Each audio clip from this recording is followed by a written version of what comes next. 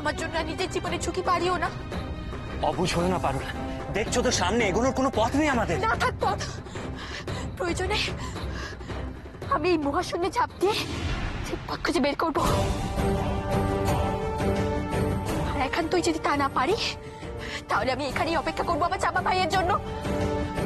যদি রাক্ষসটা ফিরে এসে আমার প্রাণ নিয়ে নেয় তো নিক, তবু আমি আমার চাপা ভাইকে না নিয়ে কোথাও যাবো না, কোথাও যাবো না আমি।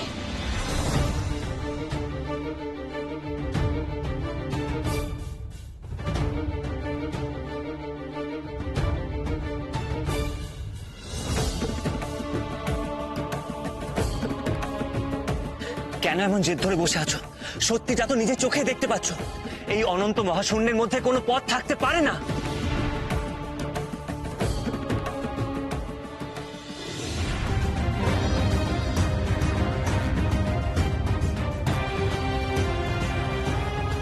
চোখে যাহা দেখি তাই সত্যি সে নয় ভাই।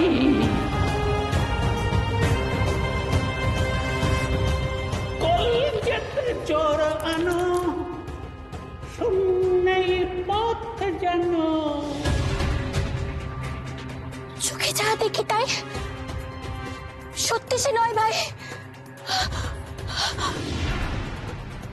কলজেতে জোরালো, শূন্যেই পড়ছে না, শূন্যেই পড়ছে না। সেনাপতি মশাই, সেনাপতি মশাই, এই শূন্যেই রয়েছে আমাদের পথ। কি? হ্যাঁ সেনাপতি মশাই, এই মহাশূন্য, মহাশূন্য নয়, সত্যি নয়।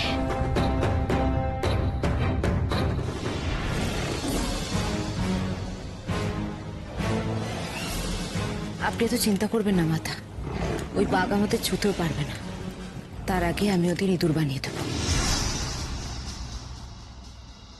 ভাই সব মিছেই আর দেরি করা কেন? যে কাজের পরিকল্পনা করেছি আমরা, এসো তেমনটাই হোক। মনে আছে তো কোন পথে যাব আমরা? মনে আছে, মনে আছে, ওই বাবার থানে ঠিক উল্টো পথ। ইচিং বিচিং লিচিং চুপ, অদল বদল পাখির রূপ। গরম তেলে সর্ষে দানা, বাঘ হয়ে যাক।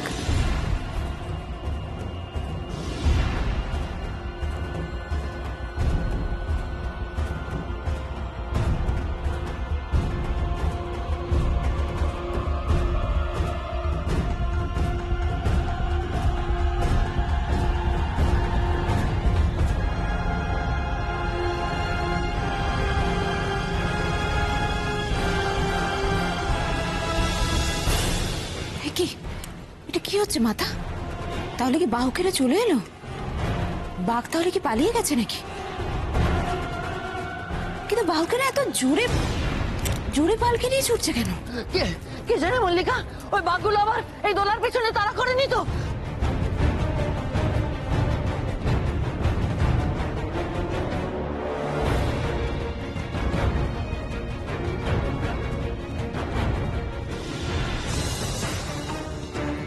আমরা চোখে যা দেখছি সবটাই ভুল দেখছি। এই শূন্যপথে যেতে হবে আমাকে, এই শূন্যপথে যেতে হবে। না পারুল, না! কি করছো তুমি? তুমি কি পাগল হলে? মৃত্যু অবধারিত যেন তুমি ঝাঁপ দিতে চাইছো ওই মহাশূন্যের অতল গহ্বরে। পারুল, পারুল এই আত্মহত্যার সমান। কেন এমন করছো তুমি? কেন? আমাকে যে যেতেই হবে সেনাপতি মশাই। রাক্ষস দাদা কি বলেছিল তোমার মনে নেই? কলজিতে জোরানো, শূন্যেই পথ যেন। হ্যাঁ কিন্তু আর কোনো কিন্তু নয় সেনাপতি মশাই, আর কোনো কিন্তু নয়। পারুল, দয়া করে, দয়া করে আমাকে যেতে দাও সেনাপতি মশাই। ভয় পেলে চলবে না আমার।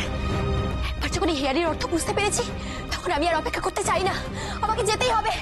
বেশ, তবে আমি তোমাকে কিছুতেই একা যেতে দেব না। যদি পথ পাই তো ভালো, আর যদি এই মহাশূন্যের অতল গহ্বরে তলি যেতে হয়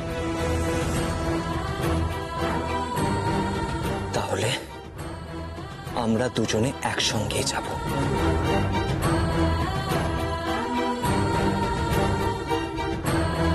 চলো।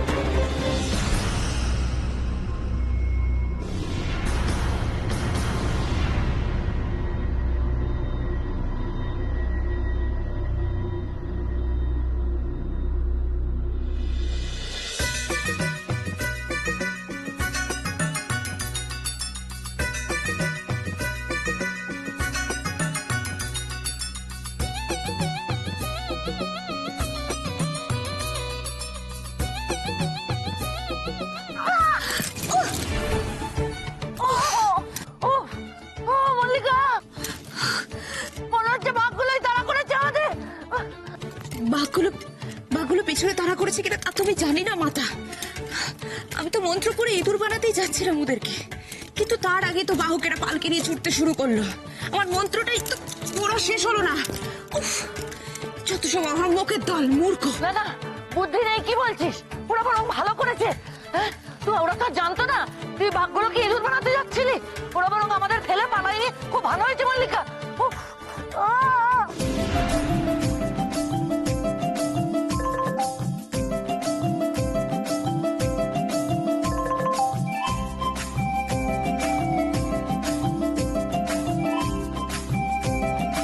মনে হচ্ছে ওই বাবার কাছে যাওয়ার তারাটা আমার থেকে ওদের বেশি। মুখের দল ছুটছে দেখো। মূর্খগুলোর বাঘের পেটে যাওয়া উচিত। মল্লিকা উচিত অনুচিতের কথা পরে হবে। তো ঝাঁকুনির চোটে কোমরে হাড় গোড়গুলো তো গেল একেবারে। তুই বরং মুখ বার করে আমাদের একটু আস্তে আস্তে চলতে বল। এই এই তোরা আস্তে চল। মুখের দল আস্তে চল বলছে।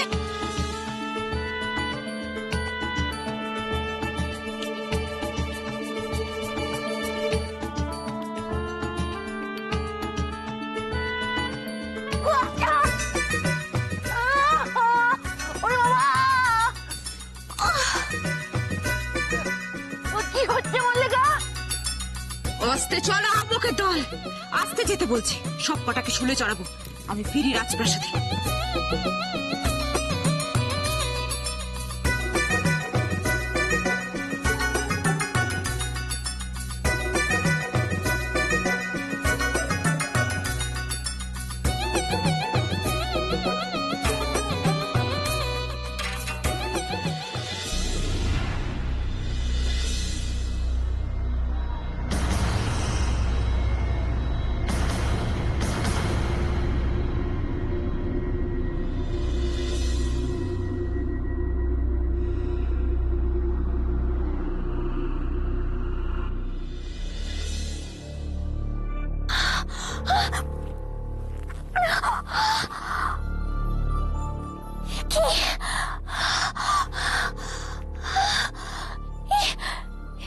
কোথায় এলাম আমি?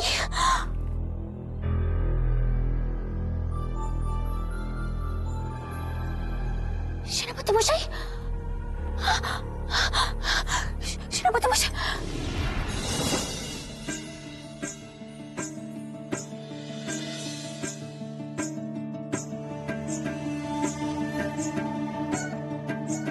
ওই তো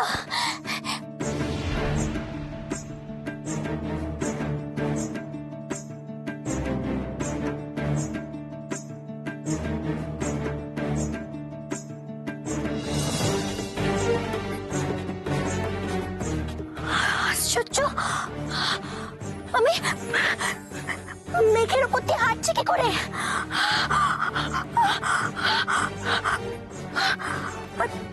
পা রাখলে মনে হচ্ছে এ যেন মেঘ নয়, শক্ত মাটি।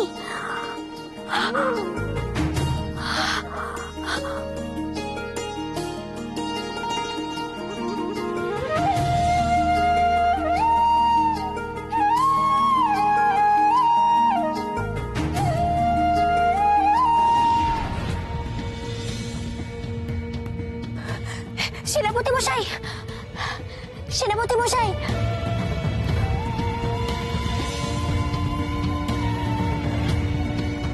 সেনাপতি মশাই, সেনাপতি মশাই, সেনাপতি মশাই।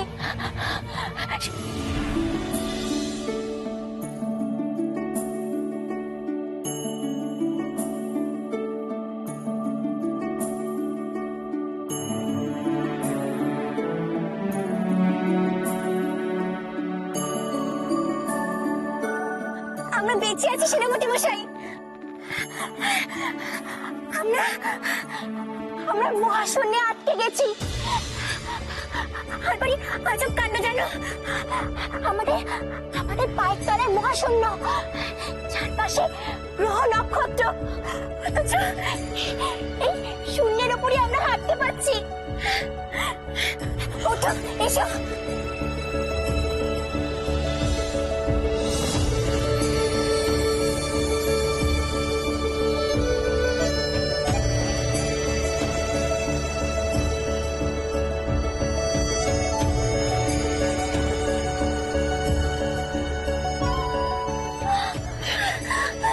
ঠিকই বলেছিলে পারুল, এই মহাশূন্য মহাশূন্য নয়। রাক্ষস দাদুর হেয়ালির অর্থ এখন আমিও বুঝতে পারছি।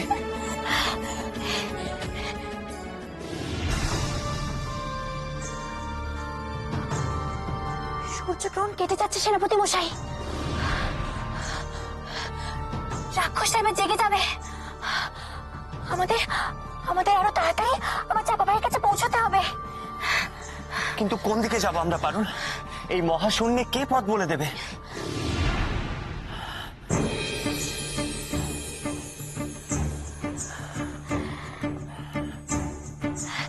ওইদিকে যেতে হবে আমাদের।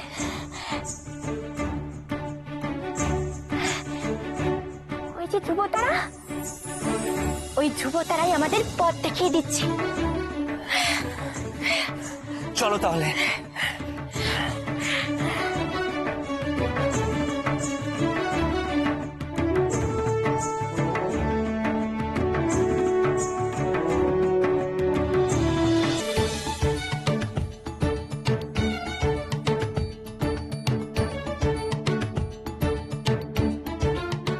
ওরে থাম, থাম বলছি, থাম মহামুখে তোর।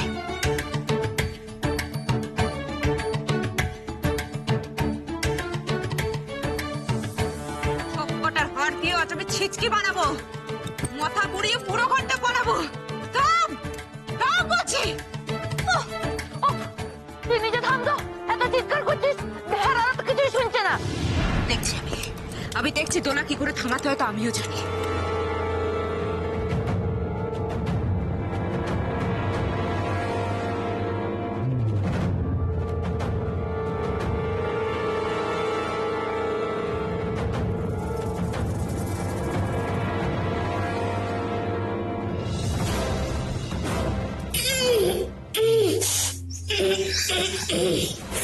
কি হলো?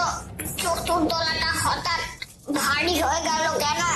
নিশ্চয়ই দুষ্টু রানী কোনো মন্ত্রতন্ত্র করেছে।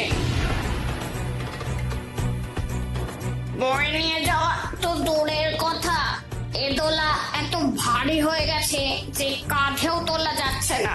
উফ, আমরা এত দূরে এসে গেছি, এখান থেকে চেষ্টা করলেও দুষ্টু রানী ওই বাবার থানে পৌঁছতে পারবে না। চল, রানীরা দোলা থেকে বেরোনোর আগেই আমরা কেটে পড়ি। চল চল।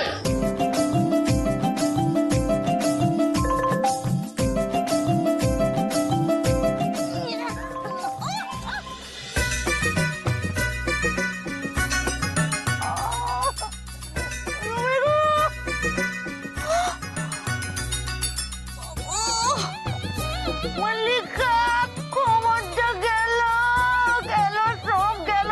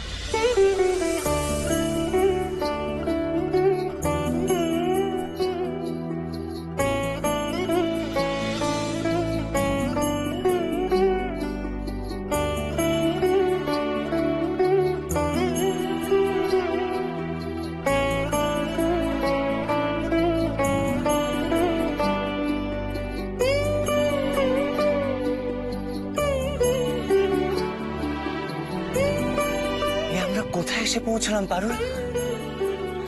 এই কি তবে স্বর্গের নন্দনকানন, যার কথা আমরা এতদিন গল্প শুনে এসেছি? মনে হচ্ছে সেই বাগান সেনাপতি মশাই। আমরা চাপা ভাইয়ের কাছাকাছি এসে পড়েছি। নিশ্চয়ই নিশ্চয়ই বাগানেরই কোথাও আছে সে চাপা গাছ। চলো চলো আমরা খুঁজে দেখি।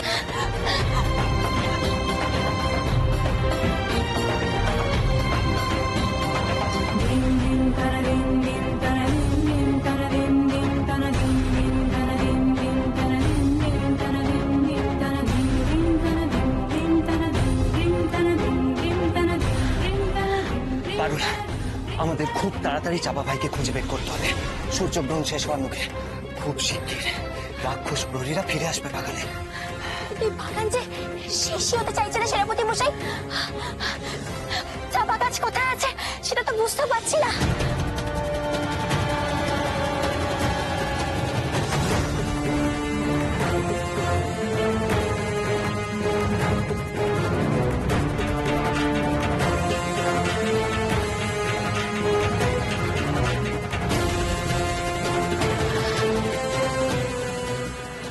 এই তো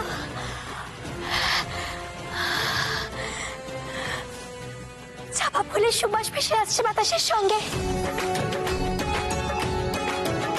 আমরা ঠিক দিকে এগোচ্ছি সেনাপতি মশাই। এদিকে কোথাও আছে ও চাপা ভাই। চলো শিগগির।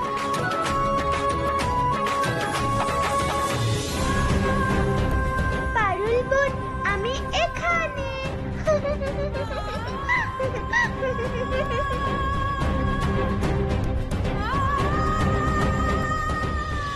সেনাপতি মশাই শুনতে পেলে কিছু? মনে হলো কে যেন আমাকে ডাকছে। পারুল বোন করে। হ্যাঁ পারুল, আমিও যেন স্পষ্ট শুনলাম সে ডাক। আমার ভাই, আমার চাপা ভাই ডাকছে আমায়।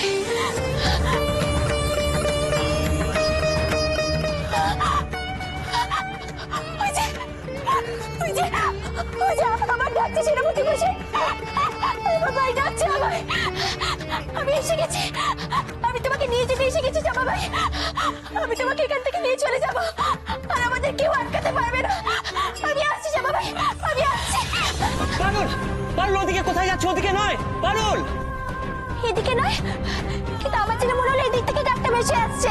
না পারুল, আমি স্পষ্ট শুনলাম ডাকটা ওই দিক থেকে আসছে। পারুল বোন, আমি এখানে। ওই শোনো, তাই তো, ডাকটা ডান দিক থেকে ভেসে আসছে।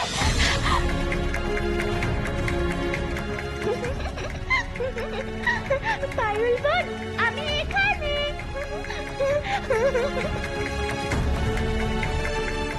পারুল বোন, আমি এখানে।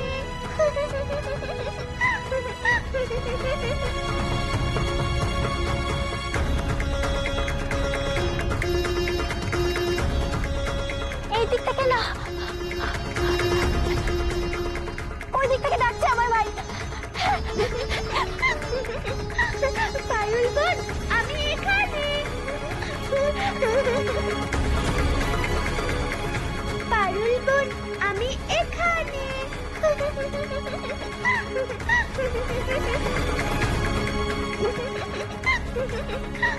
পারুল বোন, আমি এখানে।